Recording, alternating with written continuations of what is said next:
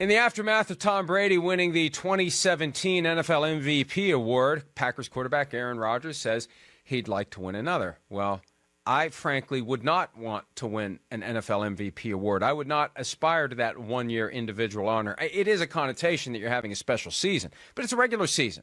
And think how long it's been since the winner of the NFL MVP award actually won the Super Bowl MVP award. That's the one you should want. Aaron Rodgers has one of those.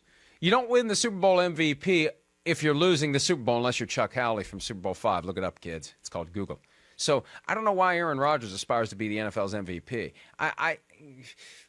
Individual honors is not what this should be about. This should be team. He should aspire to win as many Super Bowls as possible with the Packers or wherever else he's playing for. So, yeah, that's fine. I'm not knocking him.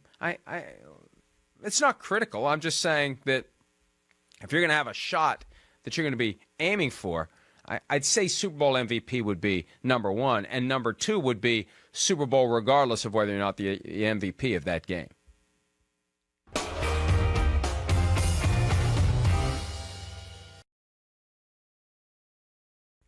One of the biggest unanswered questions emerging from Super Bowl 52, a question that may never be answered.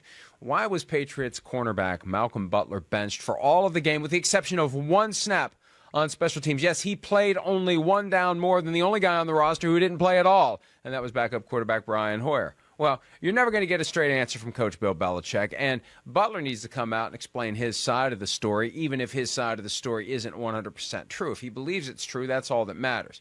It sounds like it was a combination of things. Maybe it was a straw that broke the camel's back scenario with little things here or there that annoyed Bill Belichick to the point where he finally decided that it was in the best interest of the team to make a change. The problem is the timing of the decision. Look, some people may think it's better to find out that Malcolm Butler isn't playing on the day of the game, hours before kickoff. I think it's better to know as far in advance as possible. You have 2 full weeks to get ready for the Super Bowl. To have this drop out of the blue on Super Bowl Sunday, to have Eric Rowe find out of the blue that he's taking over for Malcolm Butler, that's hardly ideal for anyone. And it was hardly ideal for the Patriots when their defense simply wasn't stopping the Philadelphia offense. Not to throw Butler out of the field at some point and see what the guy can do. It'd be different if they were simulating the 85 Bears in Super Bowl 52. They weren't. They were awful. The defense was as bad as it's ever been, giving up 41 points, an ugly bookend to the 42 that they gave up to start the season against the Chiefs. So, yes, you get Malcolm Butler on the field. And at a minimum, you have an explanation ready for why you did something that may have very well cost the Patriots what would have been their 6th Super Bowl championship.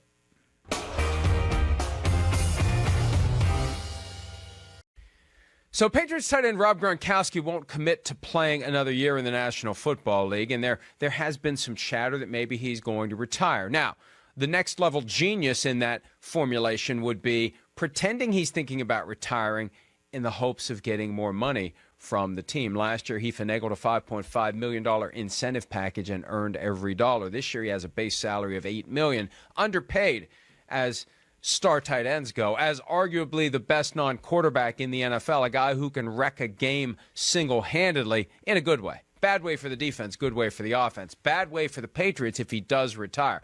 I don't know that he's capable of the kind of guile necessary to pretend he wants to retire in the hopes of getting a better contract. I just think he's genuinely thinking about retiring. I think that hit from Jaguars safety Barry Church gave him a surprise, gave him something to really think about as it relates to his long-term health. And look, the guy's never spent a dollar of his football money. He's been living off of marketing dollars, and he can make a lot of money just being Gronk. There's a very specific niche that no one else can fill, and it's called being Gronk. And he can be Gronk, and he can get paid a lot of money if you think of creative ways to be Gronk.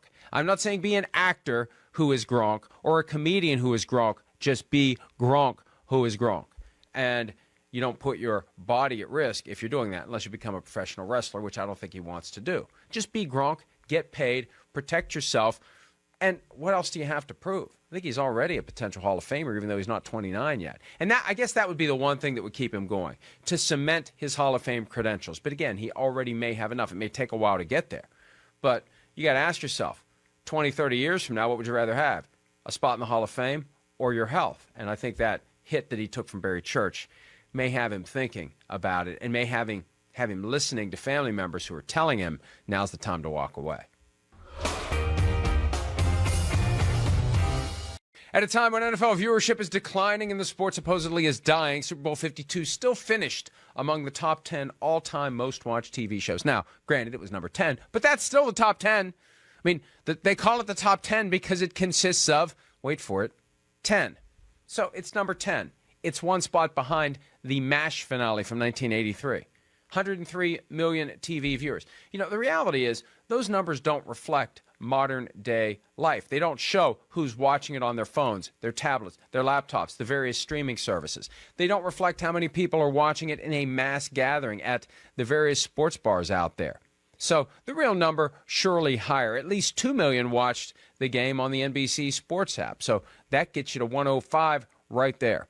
Bottom line is this. The NFL is here to stay. The NFL isn't going anywhere. The Super Bowl brings a live audience together like nothing else, and it's just a matter of time before the metrics catch up with the modern reality, where it's not just the TV numbers, that there's a way to calculate the full audience, everybody who watched it. That's the number that we need to know. And the goal for the NFL should be to help the appropriate companies get to the point where they can provide us an accurate number of how many people were watching, because whatever gets reported by Nielsen, the truth is the actual audience is much, much higher.